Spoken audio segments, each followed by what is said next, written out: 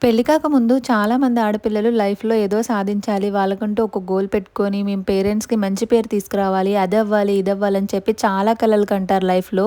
నిజంగా నా విషయంలో నాకన్నా నా మీద ఎక్కువ మా డ్యాడీనే ఎక్కువ హోప్స్ పెట్టుకున్నారు. నేను కూడా చాలా బాగా చదువుకునేదాన్ని. మా డ్యాడీ ఆయన లైఫ్‌లో సాధించలేనిది నా ద్వారా సాధించాలి అని ఆశపడ్డారు. కానీ దురదృష్టవశాత్తు నా లైఫ్ అక్కడితోనే ఎండ్ అయిపోయింది. మా డ్యాడీ అనుకోని సిట్యుయేషన్‌లో చనిపోయారనమాట. డ్యాడీ సడెన్‌గా చనిపోవడం వల్ల ఒక్కసారిగా అమ్మ, నేను ఆ షాక్‌లో నుంచి బయటికి రావడానికి చాలా డేసే పట్టింది. నాకు మా డ్యాడీతో చాలా బాండింగ్ ఉండేది.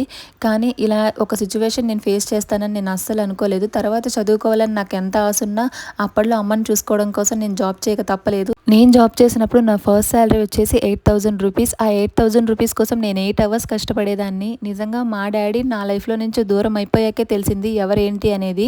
అప్పటి వరకు మా డ్యాడీ ఉన్నన్ని రోజులు కూడా మా ఫ్యామిలీ మొత్తం మాకు తోడుగా ఉండేది. ఎప్పుడైతే మా డ్యాడీ చనిపోయారో ఒక్కసారిగా అసలు మా ఫ్యామిలీ మెంబర్స్ అందరూ మా మొహం చూడడమే మానేశారు. మా అమ్మనైతే కనీసం లెక్క కూడా చేయలేదు అసలు. నాకు చాలా బాధేసేది అమ్మని చూస్తే.